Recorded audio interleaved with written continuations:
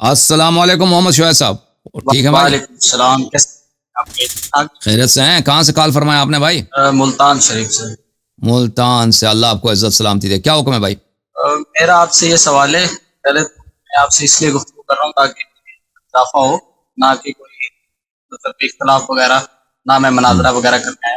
یہ پوچھنا چاہ رہا تھا کہ کیا مناظرہ کرنا درست ہے اسلام میں؟ جی، مناظرہ کرنا اگر کوئی باطل بات انسان نہ کہے، قرآن مجید کا فرمان ہے وَجَادِلْهُمْ بِالَّتِي هِيَ أَحْسَنُ، ان کے ساتھ مجادلہ کرو وہ اس چیز کے، اس دلائل کے ساتھ جو احسن ہے، جو بہترین ہے۔ اہل بیت علیہ السلام نے فرمایا کہ احسن سے مراد یہ ہے کہ انسان کسی سے جب مناظرہ کرتا ہے تو اس حق بات کو رد نہ کرے، اپنے مقصد پہنچنے تک اگر وہ مخالف آدمی کوئی حق بات کہتا ہے، اس حق بات کو اپنے مقاصد کے اس بات کے لیے حق بات کی انکار نہ کرے، حق بات کو رد نہ کرے۔ وَجَادِلْهُمْ بِالَّتِي هِيَ أَحْسَنُ، بہترین دلائل کے ساتھ تم جدال کرو، جدال احسن کرو۔ یہ اللہ تعالیٰ کا فرمان ہے، اور ہمارے رسول صلی اللہ علیہ وسلم نے مناظرے کیے ہیں۔ کتاب تفسیر امام حسن عسکری علیہ السلام میں مذکور ہے کہ رسول اللہ صلی اللہ علیہ وآلہ وسلم کے پاس بہت سارے لوگ آتے تھے، مناظرے کرتے تھے، ان کے دلائل بہترین توحید پر، رسول اللہ صلی اللہ علیہ وسلم نے اس بات خالق پر جو دلائل بیان کیے وہ ہمارے پاس موجود ہیں۔ اور اس طرح قرآن مجید ہے فَمَنْ حَاجَّكَ فِيهِ مِنْ بَعْدِ مَا جَاءَكَ مِنَ الْعِلْمِ، جو آپ کے ساتھ مناظرہ کرے اس کے بعد کہ آپ کے پاس علم آیا ہے، آپ کے پاس دلائل واضح ہیں، تو اب کہہ دینا کہ بھئی آؤ مباہلہ کرتے ہیں۔ تو اس کے ذیل میں بھی مفسرین نے ذکر کیا ہے کہ نصارہ نجران آئے تھے، انہوں نے کئی دن مناظرے کیا رسول پاک صلی اللہ علیہ وسلم کے ساتھ اس بات پر کہ عیسیٰ ابن اللہ ہے، ٹھیک ہے نا؟ تو یہ قرآن مجید میں مذکور ہے۔ جی سر بولیں مزید۔ جی، میں اس لیے کہہ رہا ہوں کہ مناظرہ کرنے سے آج کے دور میں تو مسلمانوں کے درمیان تو تفرقہ پھیل رہا ہے، لڑائی وغیرہ، تو اس سے تو مطلب کہ ہماری ایک جو اسٹرینتھ ہے یا ایک دوسرے کا جو بھائی چارہ ہے وہ ڈسٹرب کافی حد تک ہو رہا ہے۔ جی، تو میرے عرض یہ ہے کہ اگر مناظرہ اس انداز کے ساتھ کیا جائے نا کہ انسان حق بات کو قبول کرے اور اپنے کسی حق بات کو انکار نہ کرے اور کسی باطل بات کی طرف دلیل نہ لائے اور حق کے قبول کرنے میں جھجک نہ کرے، انصاف کرے، تو اس سے بہت سارے لوگ مستفید ہوتے ہیں اور بہت سارے لوگوں کو سیکھنے کو ملتا ہے اور وہ سیکھ جاتے ہیں، ٹھیک ہے نا؟ تو اس سے اس عالم اسلام میں جو اختلافات ہیں یہ کس طرح سے حل ہوں گے؟ اسی طرح گفتگو سے حل ہوں گے، ٹھیک ہے نا؟ اگر ہم اس مسئلے پہ بات ہی نہ کریں، گفتگو نہ کریں، تو یہ تو حل ہونے والی چیزیں نہیں ہیں۔ ان اختلافات کو دور کرنے کا واحد طریقہ یہ ہے کہ ہم آ جائیں اور دیکھیں کہ اللہ اور رسول صلی اللہ علیہ وسلم نے ان مسائل پہ کیا فرمایا اور کون سی بات اور صحیح ہے، اس بات کو اپنائیں۔ تو اس کا واحد طریقہ گفتگو ہے، لڑائی سے نہیں ہوگا یہ مسئلے، اختلافات حل نہیں ہوں گے اور بات نہ کرنے سے بھی حل نہیں ہوں گے، ہم بات ہی نہ کرنا ہی چھوڑ دیں۔ تو عرض یہ ہے کہ اب جو مسلمانوں کی جو آپ اسٹرینتھ کی بات کر رہے ہیں نا، مسلمان تو پہلے سے تفرقے میں ہیں، مسلمان تو پہلے ہی سے ایک دوسرے کی تکفیر کر رہے ہیں۔ مسلمان کب آپس میں یہ بائت ہے؟ مسلمان جو ہے نا، ہمارے مسلمان ان انگریزوں کے ساتھ، کفار کے ساتھ ان کے تعلقات بہت بہتر ہیں اس سے کہ اپنے ایک دوسرے مسلمان کے ساتھ تعلقات بہتر ہوں۔ یہ تو آپ بخوبی جانتے ہیں۔ ابھی دیکھیں فلسطین کے ساتھ کیا ہو رہا ہے، فلسطین کے ساتھ کیا ہو رہا ہے، اور سعودی عرب جو ہے ابھی انہوں نے امریکہ کے وزارت خارجہ نے کیا کہا ہے کہ سعودی عرب کے تعلقات اسرائیل کے ساتھ رسمی آفیشل تعلقات کرنے میں بہت ہمیں پیش رفت ہوئی ہے۔ ابھی دیکھیں آپس میں یہ فلسطینیوں پہ بات ہی نہیں ہو رہی، ان کی بات ہو رہی ہے کہ آپ کس طرح جو ہے ملک سلمان اور محمد بن سلمان یہ جا کے ادھر قدس میں جا کے نماز پڑھیں اور اسرائیل کو تسلیم کریں۔ عرض یہ ہے کہ مسلمانوں یہ اگر ہم قرآن و سنت کی بات کریں کہ قرآن و سنت میں حق بات کون سی ہے، تو یہ مسلمانوں کے تفریقے کا سبب نہیں، مسلمانوں کے تفریقے کا سبب یہ ہے کہ قرآن و سنت سے دور ہیں اور بھئی جو سیاسی اغراض ہیں مسلمانوں، اس کی وجہ سے ان کو پرواہ ہی نہیں ہے۔ وہ اگر ایک مسلمان دوسرے مسلمان کا قتل کرتا ہے، ایک مسلمان ملک دوسرے مسلمان کی مخالفت کر رہا ہے، کفار کے ساتھ دے رہا ہے، وہ تو چیزیں اس سے، ان مناظرات کا ان سے کوئی تعلق ہی نہیں ہے۔ جی سر بولیں۔ صحیح۔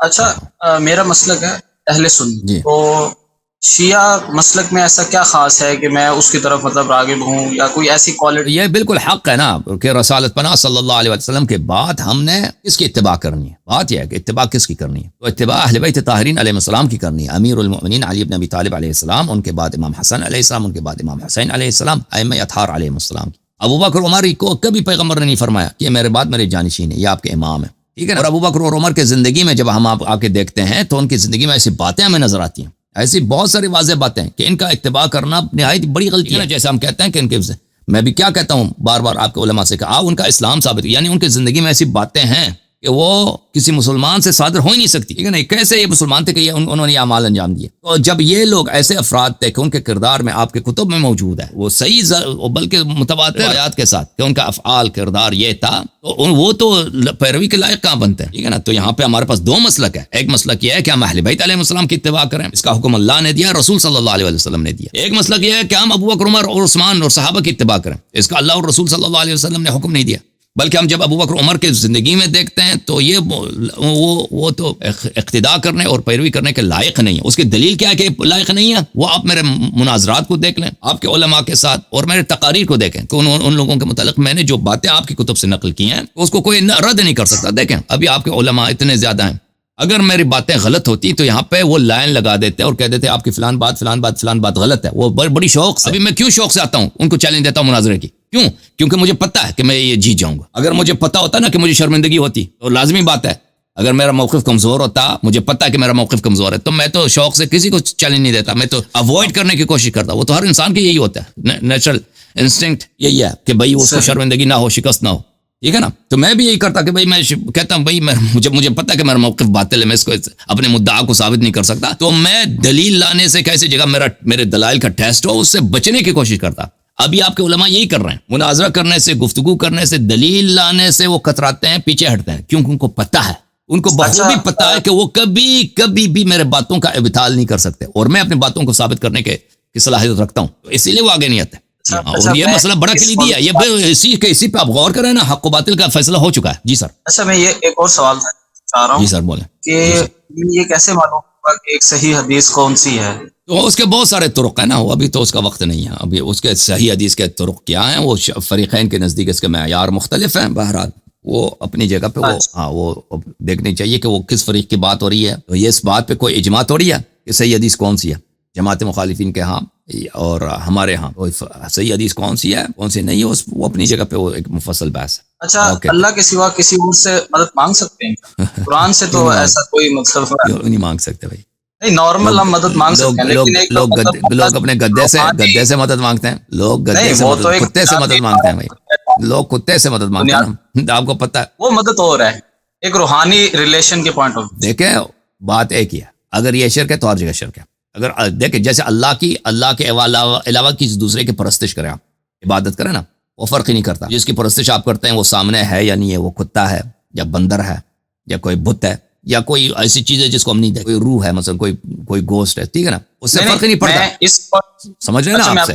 آپ سن لیں میری بات، اس سے فرق نہیں پڑتا. اگر یہ شرک ہے بھائی کہ اللہ کے علاوہ کسی اور کی ہم پوجا نہیں کر سکتے، تو بھائی اس سے فرق پڑتا ہے. ابھی میں آپ کے سامنے ہوں، میری پوجا کرو، آپ مشرک بن گئے. میں آپ کے سامنے نہیں ہوں، ایک گوسٹ ہے بھائی، اس کو کہہ دو ہولی گوسٹ یا جبرائیل علیہ السلام ہے، وہ سامنے نہیں، اس کی پوجا کرو، آپ مشرک بن گئے نا. تو یہ شرک جو ہے بھائی صاحب، یہ ہر جگہ شرک ہے. اگر یہ چیز شرک ہے کہ آپ اللہ کے علاوہ کسی اور کی آپ مدد مانگ لیں، وہ کیوں شرک ہو بھائی؟ مدد لینا کیوں شرک ہو؟ ہماری زندگی سی بات پہ چلتی ہے، ہم ایک دوسرے سے مدد لیتے. اگر یہ چیز شرک ہے تو ہر جگہ شرک ہے. اور رسول اللہ صلی اللہ علیہ وسلم قرآن مجید کہیں نہیں بتایا کہ تم کسی سے اگر مدد لو گے تو یہ شرک ہے. قرآن کی کوئی آیت نہیں ہے، کوئی حدیث ہی نہیں ہے، کچھ بھی نہیں ہے. وہ سب قرآنی آیات کو غلط پیش کرتے ہیں. وہابی حضرات، دیوبندی حضرات اس کو تحریف کر کے پیش کرتے ہیں. آپ میرا یہاں پہ مناظرہ ہوا کئی بار اسی مسئلے پر، ایک مناظرہ ہوتا مولوی خلیل کے ساتھ، خلیل احمد پہ، اسی چینل پہ آپ دیکھ لیں، وہ آیات کو غلط پیش کرتے ہیں کہ قرآن میں یہ لکھا ہے کہ آپ ما سوا اللہ سے، اللہ کے علاوہ کسی اور سے مدد نہیں لے سکتے. بالکل قرآن کی کوئی آیت نہیں ہے.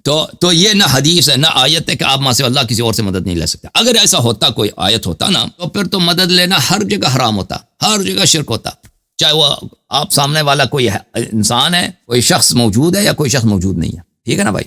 آپ میری مدد کے تو میں ایسا پوائنٹ آف رہا ہوں، آپ اس طرح سے اس کو مدد سمجھ نہیں رہے. مدد سے مراد کہ میں کسی بڑی مشکل میں پھنسا ہوا جو اب روحانی مسئلے سے ہی حل ہوگا. مطلب مثال کے طور پر میری جاب نہیں ہو رہی، میں ابھی کسی بندے کا منت ترلا نہ کروں، میں اللہ کے آگے گڑ گڑاؤں. میں اس حساب سے کہہ رہا ہوں. اب جیسے میں اللہ کو چھوڑ کے اللہ تعالیٰ کو چھوڑ کے حضرت علی سے مدد مانگوں. میری بات سن لیں، میری بات آپ میری بات سن، معذرت. یہ حرام نہیں ہے بھائی، یہ حرام نہیں ہے. اگر آپ کسی شخص سے مدد مانگیں یہ حرام نہیں ہے، مکروہ بھی نہیں ہے، شرک بھی نہیں. وہ شخص چاہے کافر ہے، کافر سے اب دیکھیں مدد. آپ خود پاکستان میں رہتے، آپ کی حکومت کا کیا کام ہے؟ اس کے ہاتھ میں ایک کشکول ہے نا، سارا دن IMF کے پیچھے پڑا ہوا، فار کے پیچھے. غلط ہے نا؟ شرک نہیں ہے نا، شرک نہیں ہے. ٹھیک ہے، آپ کہہ سکتے ہو کہ یہ بے عزتی ہے، شرک نہیں ہے، حرام نہیں ہے. آپ کہہ دو بھائی بے عزتی ہے، ہمارا ملک فقیر ہے، ہماری بے عزتی ہو رہی ہے، لیکن یہ شرک نہیں ہے. آپ کسی سے نہیں، مدد لے لو، اب یہ شرک نہیں ہے بھائی. جس طرح اب کوئی مطلب دربار وغیرہ پر جاتے ہیں تو وہاں پہ جو ہستی وغیرہ سپرد خاک ہے تو دربار ان سے اگر مدد فراڈی وغیرہ آدمی ہے، بہت سارے دربار تو فراڈی صوفیوں کی ہے نا، فراڈی صوفیوں کی ہے، ان سے تو اجتناب کرنی چاہیے. لیکن اگر دربار ہے رسول اللہ صلی اللہ علیہ وسلم کے، رسول اللہ صلی اللہ علیہ وسلم کے آل کی، امیر المؤمنین علیہ السلام کی، امام حسین علیہ الصلوۃ والسلام کی، تو ان سے مدد لینا وہ بالکل بہترین کام ہی ہے، یہی ہے کون سے مدد لیا جائے. اچھا، اور متا کیسے رائٹ ہو سکتا ہے؟ Okay thank you sir. آپ Right. متع کے متعلق لوگوں نے سوال کیا نا 2-3 دن سے، وہ پچھلے پروگرام میں، کل کے پروگرام میں بھی کسی نے سوال کیا تھا، اس کا ریپلے دیکھو. اب دوسروں کو ٹائم دے دو، دوسروں کو ٹائم دے نا بھائی. اچھا چلیں ٹھیک. Thank you sir. تھینکس. اللہ آپ کو جزائے خیر، اللہ آپ کو جزائے خیر. میں آپ سے منع نہیں کرتا کہ آپ سے میں گفتگو کروں گا متع پر، لیکن آپ کے سوالات بہت سارے ہو چکے ہیں اور یہ سوال پہلے بھی پوچھا جا چکا ہے، تو ان سے آپ پوچھ لیں، ان کلپس کو آپ دیکھ لیں.